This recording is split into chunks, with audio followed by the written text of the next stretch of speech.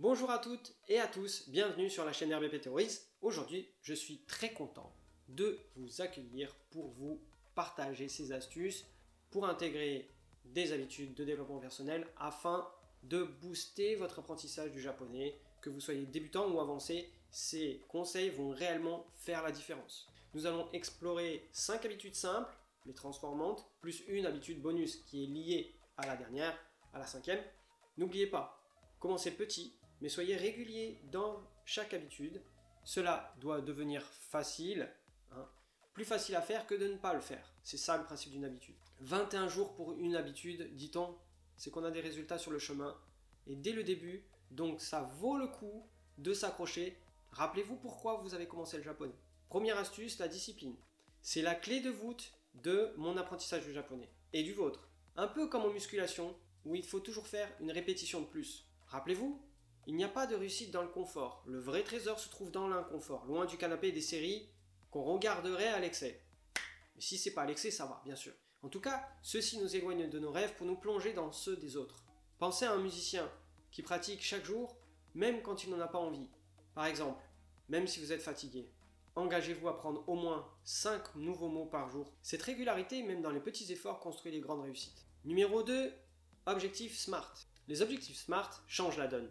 Imaginez que votre objectif soit de comprendre un manga en japonais dans 6 mois. Cet objectif est spécifique, un manga mesurable, le comprendre, atteignable avec un effort régulier, réaliste selon votre niveau, choisissez un peu de challenge, donc un niveau légèrement supérieur et temporellement défini. La deadline, c'est dans 6 mois. Donc chaque semaine, évaluez votre progrès pour rester sur la bonne voie. 3. Pratique matinale et concentration. Pratiquer le japonais tôt le matin, c'est comme arroser une plante au meilleur moment de la journée. Le matin, notre esprit est frais et réceptif avec de meilleures ondes cérébrales, à condition de rester dans sa bulle et de ne pas se polluer avec le bruit du monde via les réseaux sociaux dès le réveil. Prenez par exemple 15 minutes chaque matin pour réviser des kanji peu après votre lever. C'est dans ce calme matinal que votre esprit peut se concentrer profondément sans les distractions de la journée. 4. La routine quotidienne. Intégrez le japonais dans votre routine quotidienne. Par exemple, remplacez votre podcast matinal par un podcast en japonais durant votre trajet ou lisez une page d'un livre en japonais chaque soir. Ces petites habitudes s'additionnent et transforment votre compréhension de la langue. Toutes ces routines forment un processus. 5. La technique Pomodoro. La technique Pomodoro est parfaite pour maintenir la concentration. Maintenez un timer de 25 minutes par exemple et pendant ce temps, concentrez-vous uniquement sur le japonais. Pas de distraction.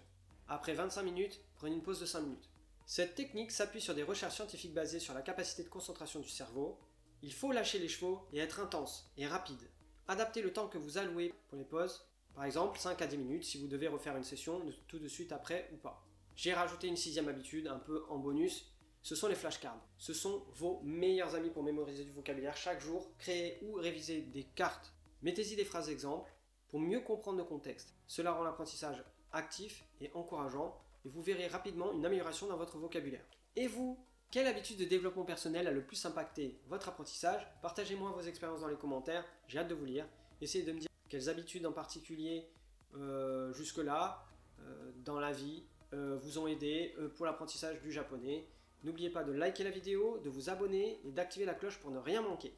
Sachez que chaque like, chaque abonnement, c'est une récompense pour mon travail et ça me fait vraiment kiffer. Merci d'avance. Voilà. Merci d'avoir regardé. Gardez votre motivation au top. Et à la prochaine pour une nouvelle vidéo pleine d'astuces et de conseils. Ciao, matane.